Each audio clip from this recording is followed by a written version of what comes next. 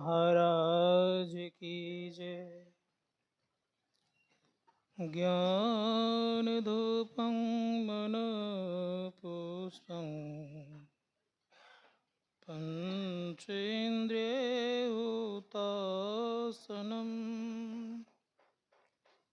क्षमा जप समाधिश्च नमः देव निरंजनम्।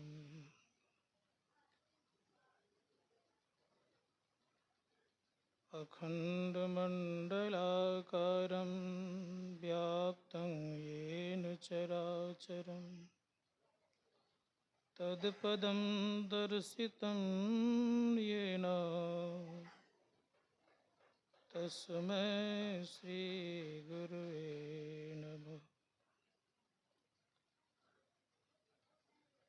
परात् परगुरुवे नमः, परमात्म गुरुवे नमः, आत्मगुरुवे नमः। मंगलमूर्ति सतगुरु मिलवै सर्वाधार। मंगलमय मंगल करन बिनुआ बारंबार। धन्य धन्य सतगुरु सुखदा महिमा कही न जाय। जो कछु कहूँ तुम्हारी कृपा मोते कछु न बसाय। एक बार बोलिए प्रेम से श्री सद्गुरु। विश्व ब्रह्मांड के नायक सर्वक्षण स्मरणीय सद्गुरु महाराज को गलपाद पद्मों में कोटि सा नमन। मंचस्थ परम श्रद्धेय स्वामी मुक्तानंद जी महाराज, सम्माननीय हमारे परमादरणीय स्वामी राम प्रवेश बाबा, समस्त साधु महात्मागण, समवेत समादरणीय सज्जन आदरणीय माताओं तथा भक्तिमती बहनों, थोड़ी आवाज़ ठीक करिए।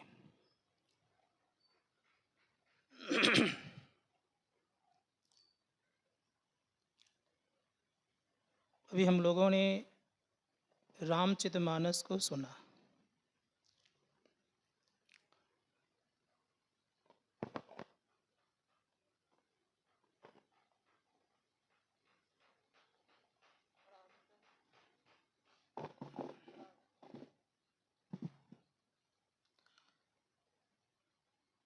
रामचरितमानस के संदर्भ में भगवान राम के उपदेश को हम लोगों ने श्रवण किया। भगवान राम ने जो कहा, इस संसार में और संसार के बाद अगर सुख चाहते हैं तो मेरे वचनों को सुनो। ज्यों परलोक यहाँ सुख चाहूँ, सुनि मम वचन हृदय दृढ़ गहाऊँ। परलोक और यहाँ सुख चाहते हैं तो भगवान राम कहते हैं कि मेरे वचनों को सुनो। भगवान राम कहते हैं कि संसार में बहुत कुछ है। संसार में ये भी हम लोग जानते हैं अच्छी तरह से कि 84 लाख प्रकार की योनियां हैं। उन योनियों में मानव सर्वश्रेष्ठ है। सर्वश्रेष्ठ होने के नाते स्थिति यह बनती है कि मानव का कार्य भी सर्वश्रेष्ठ होना चाहिए। ब्रह्मानंद स्वामी ने कहा कि खाना पीना सो जाना ये सब काम है पशु समाना। उपनिषदकार भी कहते हैं आहार निद्रा भय मैथुनं च समान में तत् पशुभिर्नराणाम।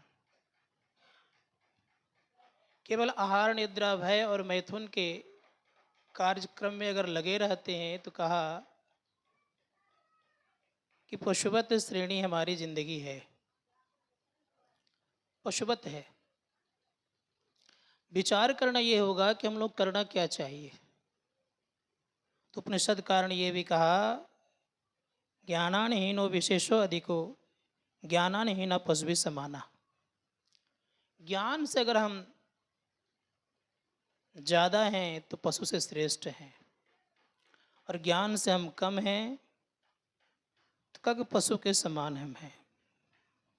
कौन सा ज्ञान? सभी जीवों में 4 प्रकार का ज्ञान है, खाने का, सोने का,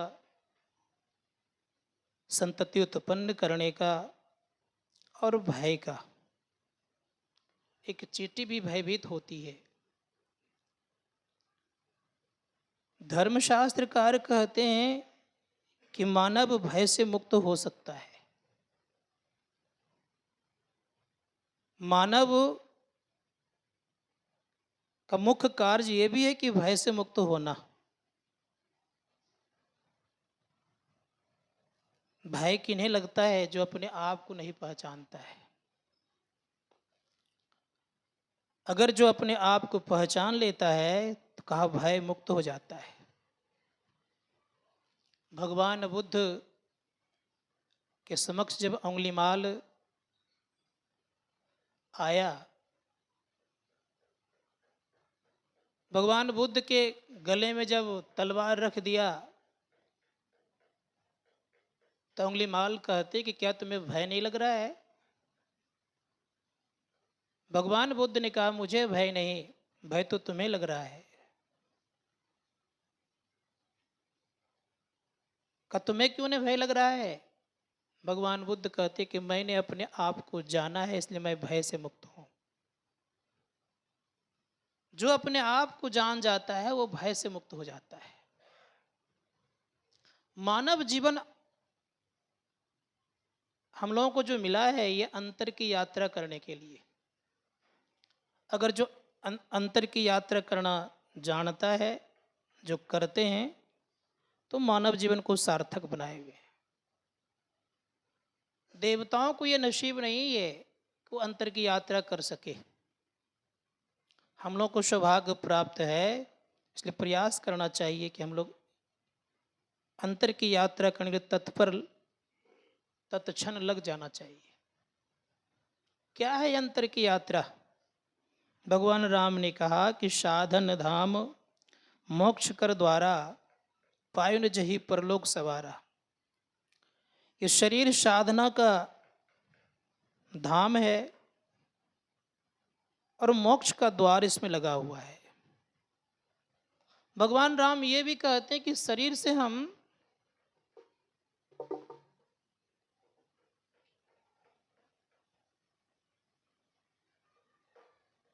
परमपिता परमात्मा को प्राप्त कर सकते हैं। ये साधना का धाम तो है ही, लेकिन ये विषय कमाने के लिए शरीर नहीं मिला है। भगवान राम ने कहा कि यही तन कर फल विषय न भाई, स्वर्ग हूँ स्वल्प अंत दुखदाई। हे भाई, इस शरीर का फल विषय भोगना नहीं है। मानव जीवन के संबंध में सबों ने बहुत अच्छा अच्छा कहने की कृपा की है, श्रेष्ठ भी बताया है। प्रभु ईसा मसीह कहते हैं कि human body is the highest temple of God. मनुष्य का शरीर सबसे सुंदर मंदिर भी है। उपनिषदकार भी कहते हैं कि यह शरीर कैसा है? का शिवालय है। भगवान शिव ने कहा बिंदुनाद महालिंगम शिव शक्ति निकेतनम देहं शिवालयं प्रोक्तम सिद्धम सर्वदेहि नाम।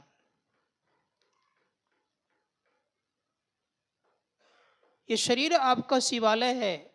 इस शरीर में सभी प्राणियों को सिद्धि मिलती है। देवताओं से दुर्लभ क्यों कहा? क्या कारण है? जिस वस्तु के लिए हम लोग ललायित रहते हैं वो वस्तु स्वतः मिल जाता है देवताओं को। इच्छा मात्र करने से उन्हें प्राप्त हो जाता है। हम लोग उसके लिए बहुत प्रयत्न और प्रयास करते हैं, मेहनत भी करते हैं, फिर भी उस तरह का हमें प्राप्त नहीं हो पाता है। कारण क्या है? फिर भी कह रहे हैं भगवान श्री राम की देवताओं से श्रेष्ठ शरीर है। महापुरुष उदाहरण देते हैं कि देखो, देवताओं का शरीर चांदी जैसा है, मानव का शरीर लोहे जैसा है। लेकिन फर्क यह है कि मानव का शरीर लोहे ऐसा भले ही है, देवताओं का शरीर चांदी जैसा है। लेकिन अगर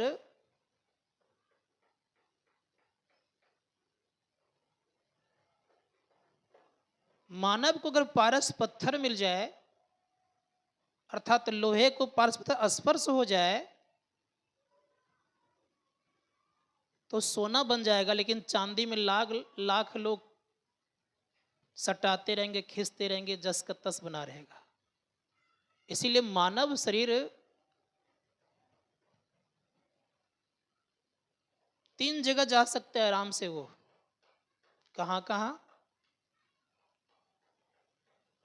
जैसे ईंट आपके यहाँ है, उस ईंट से आप पूजने योग्य देवालय बना लेते हैं,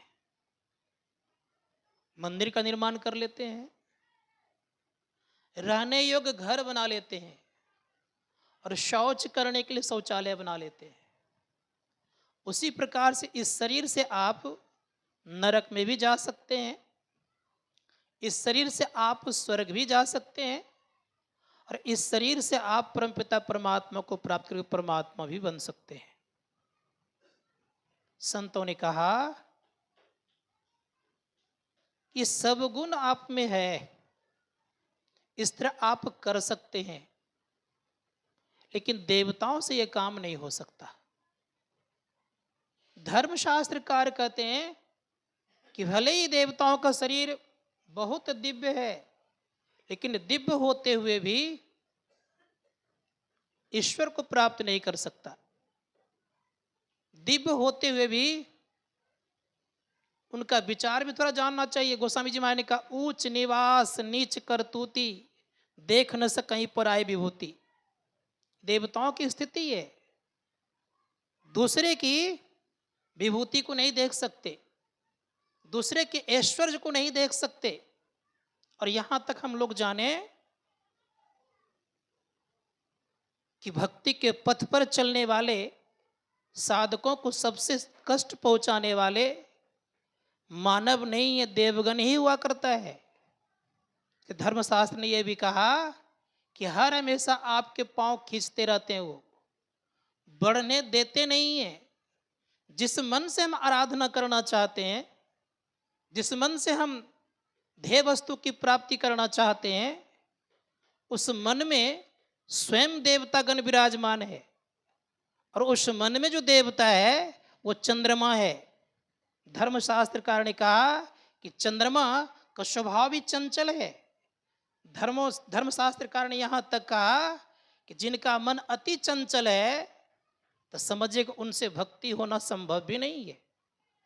भगवान राम यहां तक कहते हैं कि विषय भोगने का अधिकारी है, विषय लोलुप भी हुआ करते हैं। विषय के प्रति उनकी जो निष्ठा है उतनी निष्ठा हम लोगों की नहीं है। कारण क्या? वे जितना भोग सकते हैं उतना भोगने की शक्तियां हम मानवों की इंद्रियों में नहीं है। इसे धर्मशास्त्रकार ने कहा कि विषय लोलुप हुआ करते हैं, विषय से वो अलग नहीं हो सकते। उनको अगर अलग करेंगे तो उनको बेचैनी हो जाएगी। लेकिन मानव अलग हो सकता है, मानव का मन निर्विषय हो सकता है, मानव का मन विषय से रहित हो सकता है, मानव का मन निर्विषय तत्व परमात्मा को प्राप्त कर सकता है। ये ताकत है मानव में। इसलिए श्री मद आदि शंकराचार्य जी महाराज कहते हैं, नर जन्म दुर्लभम मतम, मनुष्य का जीवन ही दुर्लभ हुआ करता है। दुर्लभ के साथ साथ ये भी कहा कि बड़े भाग से मिलता है। और भाग किसा कैसा भाग? ऋषि मुनिगण कहते भाग ऐसे नहीं बनता है, आप लोगों ने बहुत मेहनत की है तब भाग बनाया आपका। कब हुक करी करुणा नर देही, देत इस बिनु हेतु से नहीं। आपने बहुत चक्कर लगाया है, कहा 84 लाख प्रकार के योनियों में भटकते भटकते मानव जीवन प्राप्त किए हैं। बिंदु कवि कहते हैं, अफसोस मूड मन तो मुद्दत से सो रहा है, सोचा ना थे कि घट में अंधेर छा रहा है। उन्होंने कहा 84 लाख मंजिल तय करके मुश्किलों से जिस घर को तूने ढूंढा उस घर को खो रहा है। घट में है वह ज्ञान गंगा, उसमें न मारा गोता, तृष्णा की गंदे जल से इस तन को धो रहा है। कभी कहते हैं और आगे, अनमोल श्वास तेरी पापों में जा रही है, तृष्णा अनमोल श्वास तेरी पापों में जा रही है, रत्नों को छोड़ करके कंकड़ को ढो रहा है। धर्मशास्त्रकार कहते हैं कि हमारा जो श्वास है कोई साधारण श्वास नहीं है, परमात्मा ने अनमोल शरीर दिया है। अनमोल शरीर के साथ साथ एक पूंजी भी लगा दिया है। वो पूंजी क्या है? संत कबीर साहब से पूछे जो पूंजी क्या है। संत कबीर साहब कहते हैं, ऐसे महंगे मोल का एक श्वास जो जाए, 14 लोग पटना तरह काहे धूल मिलाए। अब सोचिए कि 14 लोगों की संपत्ति अगर आपको दे दी जाए, कितनी संपत्ति होगी? एक लोग की संपत्ति को प्राप्त करके लोग तो मद हो जाते हैं, मदमस्त हो जाते हैं, मातने लगते हैं। 14 लोगों की संपत्ति करें, 14 लोगों की संपत्ति करें, 14 लोगों की संपत्ति प्राप्त करने पर भी आप कितने बड़े हो जाएंगे। लेकिन कबीर साहब कह रहे हैं कि 14 लोगों की संपत्ति एक तराजू पर रख दिया जाए और एक श्वास जो आपका चला जा रहा है, इसको कोई लौटा करके देने वाला संसार में नहीं है। पुनः संत कबीर साहब कहते हैं, कहता हूं कहीं जात हूं, कहां बजाऊं ढोल, श्वासा खाली जात है, 3 लोग का मोल। वहां 14 लोग कहा, यहां 3 लोग का मोल कह दिया। आपके पीछे परमात्मा ने इतना बड़ा पूंजी देकर के आपको खड़ा किया है, इतनी अच्छी व्यवस्था आपको दी है। क्या व्यवस्था दी गई है? कहा आप अंधकार को हटा करके प्रकाश में चले जाएंगे तो देव बन जाएंगे। प्रकाश को पार कर जब शब्द प्राप्त कर लेंगे तो आप ईश्वर बन जाएंगे, और शब्द को पार कर निशब्द चले जाएंगे तो आप परमेश्वर बन जाएंगे। ये व्यवस्था किसी और शरीरों में नहीं दिया गया है। इसलिए विचार करना ये होगा कि हम मानवों को इतना सुंदर व्यवस्था। भगवान श्री कृष्ण ने अर्जुन से कहा कि हे अर्जुन, मैंने मानव का शरीर अपने जैसा बनाया है। पूछा कि प्रभु अपने ऐसा कैसे बनाए हैं? आपके पास तो अष्ट सिद्धियां हैं, नवनिधियां हैं, यहां तक कि आप पारब्रह्म परमात्मा कहलाते हैं, और आपको लोग सब कोई ब्रह्म कहते हैं। जीव तो ब्रह्म हो नहीं सकता है। भगवान श्री कृष्ण कहते हैं कि अंतर इतना ही केवल है कि मैं आवरण मुक्त हूं, जीव आवरण युक्त है। मैं अंधकार, प्रकाश और शब्द से परे हूं। जीव के अंदर में 3 पर्दे हैं। मैं माया को अधीन किया हुआ हूं। जीव माया के बस में है। मैं पूर्ण रूपेण से स्वतंत्र हूं, जीव परवश है, प्रतंत्र है। लेकिन जब वो प्रतंत्रता खो देगा अर्थात समाप्त कर देगा तो मेरे जैसा ही हो जाएगा। मेरे और मुझ में मेरे और उसमें कोई फर्क नहीं होगा। जब तक आवरण है तब तक याद रखिएगा हम जीव कहलाएंगे। आवरण मुक्त होंगे हम जीव नहीं रहेंगे। आवरण से मुक्त होने के लिए क्या करना पड़ेगा? भगवान राम कहते हैं कि आवरण से मुक्त होने के लिए सच्चे सदगुरु के पास जाना चाहिए, उनसे जाकर के दीक्षा लेनी चाहिए। दीक्षा और शिक्षा लेकर के तब चलना चाहिए। यही उपदेश भगवान श्री कृष्ण भी देते हैं। भगवान श्री कृष्ण कहते हैं तद विधि परिपातन परिप्रश्नेन सेव्या उपदक्षन्ति ते ज्ञानम ज्ञान तत्वदर्शन। कहे अर्जुन तत्वदर्शियों की सेवा करो। जो तत्वदर्शियों की सेवा करेगा, सेवा से उनको जब प्रसन्न कर लेगा तो परिणाम ये होगा कि उनसे जिज्ञासा भी करेंगे लोग। और जिज्ञासा करने के पश्चात क्या जिज्ञासा करनी चाहिए कि जीव परमात्मा कैसे बन जाए, जीव का परम कल्याण कैसे हो। जीव का कल्याण देव बनने में भी नहीं है। जीव का कल्याण जब तक आवरण है तब तक पूरा पूरा कल्याण नहीं है। 9 निधियां हम प्राप्त कर लें अर्थात अष्टसिद्धियां भी प्राप्त कर लें, 9 निधियां के पश्चात अष्टसिद्धियां भी प्राप्त कर लें, तब भी भगवान राम कहते हैं कि जीवों का कल्याण नहीं है। जीव का कल्याण किस में है? ऋषि मुनिगण कहते जीव का कल्याण है अपने आप को जानने में। अपने आप को जानना कब होगा? संत कहते हैं अपने आप को जानने के लिए अंतर की यात्रा करनी पड़ेगी। अंतर की यात्रा क्या है? संसार का पूरा पूरा वैभव आप उत्पन्न कर लें या कमा लें या अर्जित कर लें, फिर भी आपका कल्याण नहीं हो सकता। यहां तक याद रखें, कोई देवता आपको दर्शन बराबर देता हो, समस्त देवताओं को आप वशीभूत कर लिए हो, अपने बस में कर लिए हो, तब भी याद रखिएगा कि आपका कल्याण नहीं हो सकता। अपना कल्याण तो तब आपके जीवन में होगा जब आप अपना पहचान करेंगे। और अपना पहचान करने के लिए ऋषि मुनिगण कहते हैं कहीं बाहर जाने की जरूरत नहीं है। परम पूज्य गुरुदेव कहते हैं कि अपना पहचान कहाँ जानना पड़ेगा? तो कहा अंदर चलो। गुरुदेव ने कहा खोज करो अंतर उजियारी, दृष्टिवान कोई देखा है। ये काम करना पड़ेगा मनुष्य जीवन में। और ये काम अगर आप करते हैं मानव जीवन में तो आप उत्तम कार्य करते हैं। कहते खोज करो अंतर उजियारी, दृष्टिवान कोई देखा है। दृष्टिवान बनना पड़ेगा। जिस प्रकार से लोग गाड़ीमान बनते हैं, गड़ीवान बनते हैं, तो क्या होता है? गाड़ी को चलाने वाले गड़ीवान कहते हैं। गाड़ी पर सवार हो जाते हैं वो। कहते ठीक उसी प्रकार से याद रखिएगा, धर्मशास्त्रकार कहते हैं कि अगर कल्याण चाहते हैं तो हम लोग को दृष्टिवान बनना पड़ेगा। अब खोजना क्या पड़ेगा? का अंदर का उजाला को खोजें अर्थात प्रकाश को खोजें। जो कोई अपने अंदर के प्रकाश को खोजते हैं, ऋषि मुनिगण कहते हैं कि वह मानव जीवन कहलाने का अधिकारी बनता है। सर्वप्रथम जो खोजने लग जाते हैं तो मानव जीवन का अधिकारी वो प्राप्त कर लेते हैं। और जो खोज लेते हैं वो देवता बन जाते हैं। और उसी प्रकाश में उजाला में शब्द होता है। धर्मशास्त्रकार कहते हैं जो शब्द को प्राप्त करते हैं वो जीते जी ईश्वर कहलाते हैं। और जो शब्द को पार कर जाते हैं तो पारब्रह्म परमात्मा वही कहलाते हैं।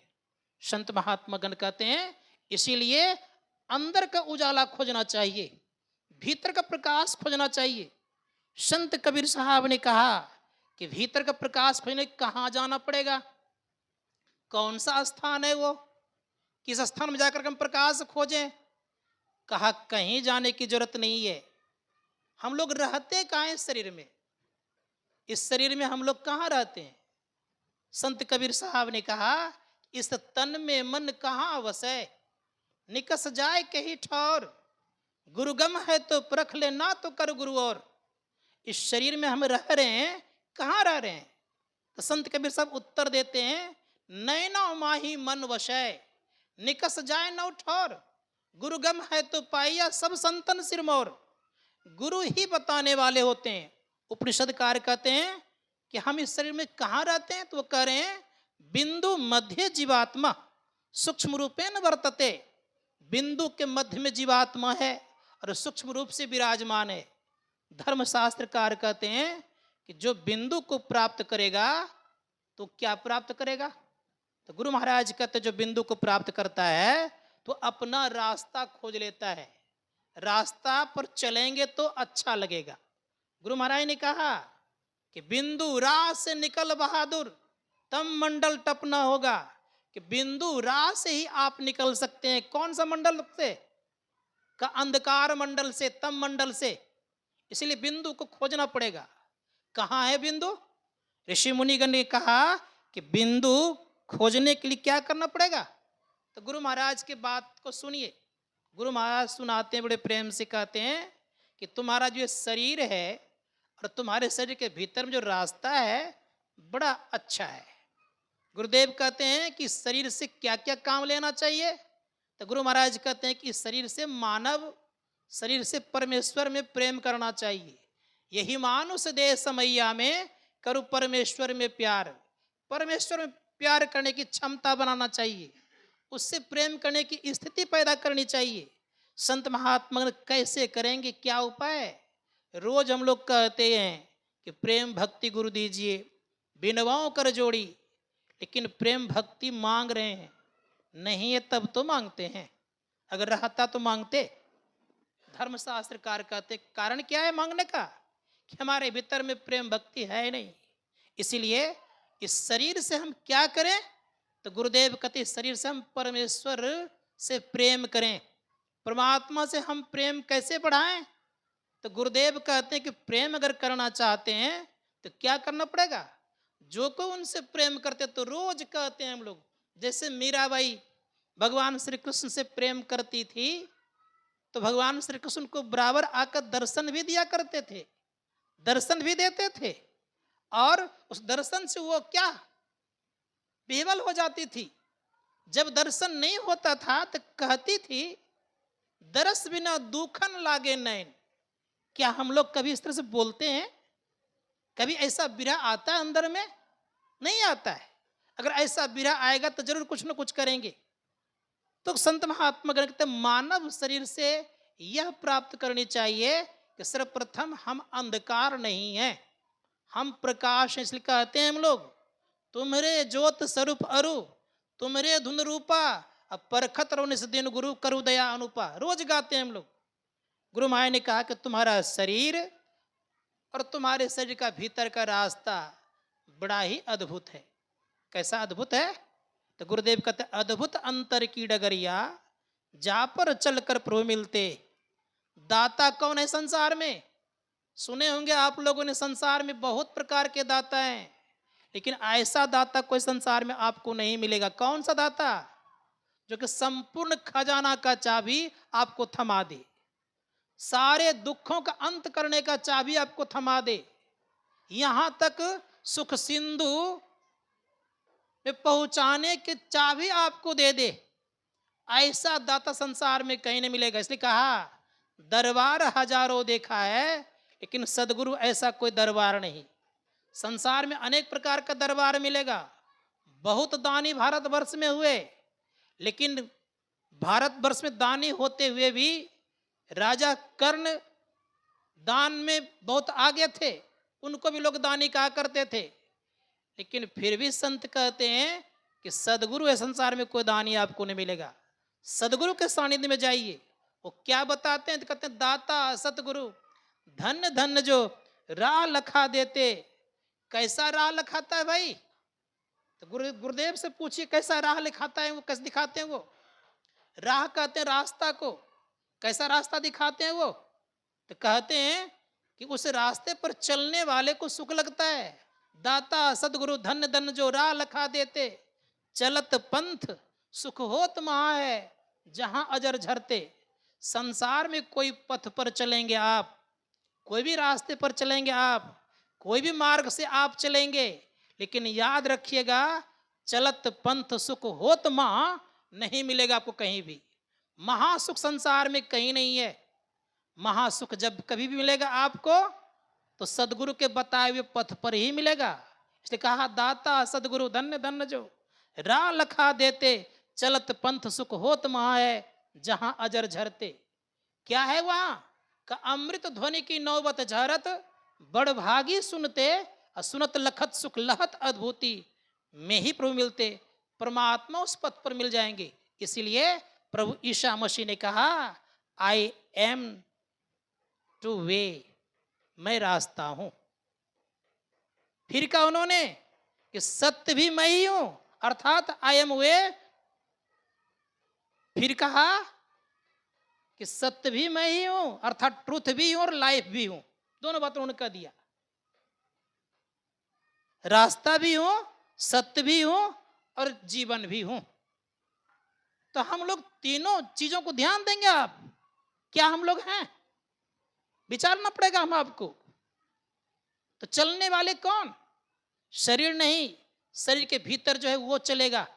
किधर चलेगा, धर्मशास्त्र चलने की स्थिति कहां से बनेगी, खा दोनों आंखों के बीच से। इसीलिए वो राह कैसा है, तो बड़ा सुंदर शब्द कहा, राह गई बड़ी झीनी साधो नैन नगर से।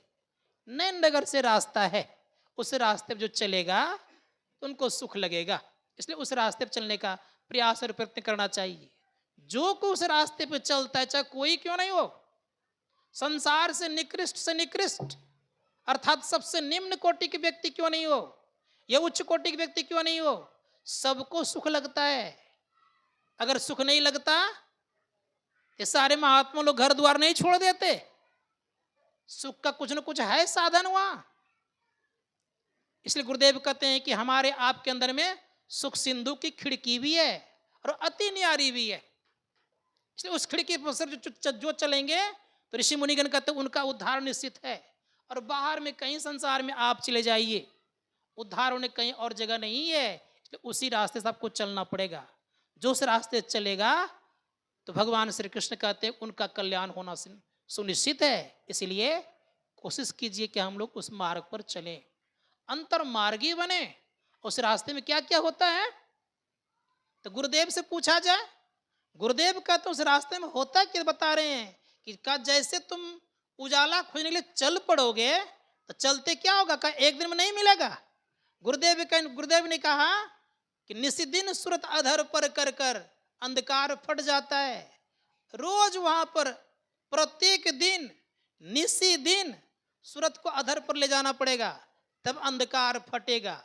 और जैसे अंधकार फटे क्या होगा तो गुरुदेव कहते पीली नीली लाल सफेदी स्याही सन्मुख आता है, ये छट छट छट बिजली छटके भोर का तार दिखाता है।